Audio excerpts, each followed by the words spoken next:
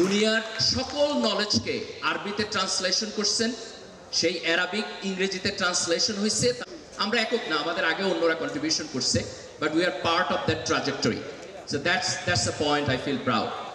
And third, তুমি আসছো young mind, young scientist, যাদের চোখে আমি স্বপ্ন দেখি, যারা বাংলাদেশকে, যারা মুসলিম উম্মাকে আগামী দিনে নেতৃত্ব দেবে ইনশাআল্লাহ। আজকে আমরা যে মডার্ন ওয়ার্ল্ডে বসবাস করছি, এখানে সায়েন্স এবং টেকনোলজি এক্সট্রাঅর্ডিনারি ভূমিকা পালন করতেছে। আমরা যদি হিস্টোরিক্যালি দেখি, 1800 সালের একেবারে শেষের দিকে খুব ব্রেক থ্রু একটা ইনভেনশন হয়েছে, যে মানুষ সর্বপ্রথম কিভাবে ভ্যাকসিন আবিষ্কার করতে হয় সেটা শিখেছে। স্মল পক্সের ভ্যাকসিন 1796 দিকে একজন ব্রিটিশ ভদ্রলোক আবিষ্কার করেছেন। এটা খুব সারপ্রাইজিং, আজকের দুনিয়াতে কোথাও স্মল পক্স নাই। কিন্তু if you go 17th century Europe, প্রতি বছর প্রায় 400,000 পিপল স্মল পক্সে মারা যেত। ব্রিটিশরা যখন আমেরিকাতে কলোনি করছে, আমেরিকার যারা নেটিভ লোক ছিল তাদের ওইখানে স্মল পক্স ছিল না। ব্রিটিশদের কারণে তারা ইনফেক্টেড হয়েছে এবং ম্যাসিভলি সেখানে লোক মারা গেছে। আজকের দুনিয়াতে এই প্রবলেম আমরা সলভ করে ফেলেছি।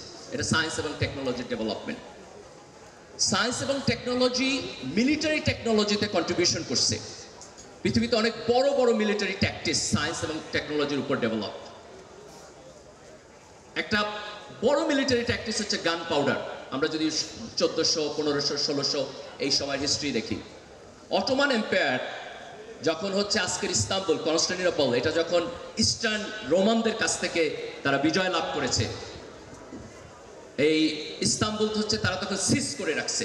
তাদের যে গান পাউডার টেকনোলজি, এটা দিয়ে তারা সেখানে জয়লাভ করেছে এবং তাদের এই অটোমান এম্পায়ারের যে সিভিলাইজেশন সেটা ডেভেলপড হয়েছে।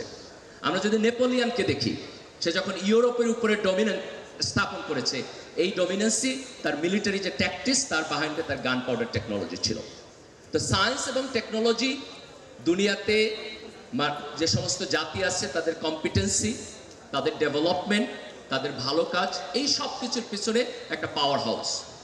কিন্তু আনফর্চুনেটলি আমরা যদি আজকের দুনিয়া দেখি, তাহলে আমরা দেখব যে মুসলমানরা বিজ্ঞান এবং প্রযুক্তিতে পিছিয়ে আছে। গত 100 বছরে যারা নোবেল প্রাইজ পেয়েছে, তার মধ্যে মাত্র 4 জন হচ্ছে মুসলিম কান্ট্রি থেকে অথবা মুসলিম বর্ন সায়েন্টিস্ট, অনলি 4। আমরা যদি দেখি খ্রিস্টিয়ানরা অলমোস্ট 65%, জুইশরা পপুলেশনের দিক থেকে অনেক কম, কিন্তু তাদের শেয়ার হচ্ছে 20%। এই যে স্ট্যাটিস্টিক্স, আমরা সায়েন্স এবং টেকনোলজিতে পুয়ার, এইটা আমাদের ওন আন্ডারস্ট্যান্ডিং এর সাথে কন্ট্রাডিক্ট করে, আমাদের ওন হিস্ট্রির সাথে কন্ট্রাডিক্ট করে। আমাদের এটা বদলাইতে হবে। কিভাবে আমরা বদলাবো? আমাদের এডুকেশন সিস্টেম বদলাইতে হবে। সেখানে আমাদের সায়েন্স এবং টেকনোলজিতে আমাদের ইনোভেশনের উপরে ইম্পর্টেন্স থাকতে হবে, বরাদ্দ থাকতে হবে। আমার বাজেটের একটা লম্বা অংশ সায়েন্স এবং টেকনোলজিতে যাইতে হবে। রাষ্ট্রীয় পৃষ্ঠপোষকতা থাকতে হবে। রাষ্ট্র যদি সিরিয়াসলি প্যাট্রোনাইজ করে, তাহলে ব্রেক থ্রু চেঞ্জ করা সম্ভব। আমি একটা এক্সাম্পল দিচ্ছি, টার্কির। 2000 সালে টার্কির যে মিলিটারি ইন্ডাস্ট্রি, তার 80% তারা ইম্পোর্ট করত, অনলি 20% তারা নিজেরা ডেভেলপ করত। অনলি জাস্ট 22 ইয়ার্স তারা 80% নিজেরা তৈরি করছে, অনলি 20% এখন ইম্পোর্ট করে। এই যে তাদের আপসাইড ডাউন, এটা হচ্ছে রাষ্ট্রের পৃষ্ঠপোষকতার মধ্য দিয়ে। আজকে আমরা যদি চাই যে আমাদের এই যে ইয়াং সায়েন্টিস্টরা এরা বড় হয়ে নোটেবল সায়েন্টিস্টে পরিণত হবে, তাহলে রাষ্ট্রকে উদ্যোগ নিতে হবে যে আমরা তাদেরকে এই স্বপ্নটা দেখাবো, যে তারা ইনোভেশনের মধ্য দিয়ে দুনিয়াকে পাল্টায় দিতে পারে। এই স্বপ্নটা আমাদেরকে সবাই মিলে দেখাইতে হবে, যাতে করে ব্রিলিয়ান্ট সায়েন্টিফিক মাইন্ড তৈরি হয়। সায়েন্স ওয়ান্ডারফুল জিনিস, এক্সট্রাঅর্ডিনারি জিনিস, but at the same time আমাদেরকে মনে রাখতে হবে সায়েন্সের লিমিটেশন আছে। সায়েন্সের সবচেয়ে বড় লিমিটেশন হলো যে সায়েন্স মোরালিটি এবং স্পিরিচুয়ালিটিকে ডিফাইন করতে পারে না।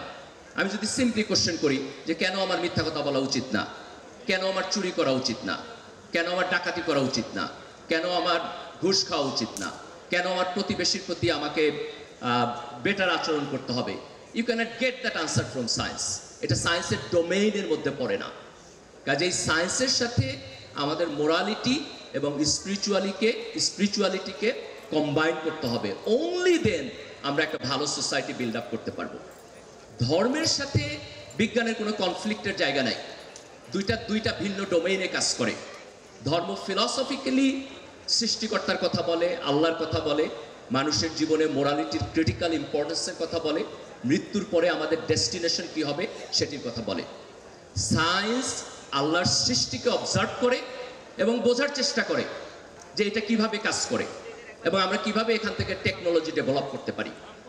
ইসলামের মধ্যে ক্লাসিক এক্সাম্পল আছে যেখানে আমরা সায়েন্স এবং টেকনোলজির যে ডেভেলপমেন্ট সেটিকে আমরা অলওয়েজ অ্যাডপ্ট করেছি। রাসূল সাল্লাল্লাহু আলাইহি ওয়াসাল্লামের জীবনে উদাহরণ আছে। রাসূল সাল্লাল্লাহু আলাইহি ওয়াসাল্লাম যখন খন্দকের যুদ্ধ করছেন, মদিনার আশপাশে যে ট্রেঞ্চ খনন করছেন, এই মিলিটারি টেকনোলজি তৎকালীন আরবে ছিল না। Arabian people did not know this. এটা মূলত পারস্যের টেকনোলজি।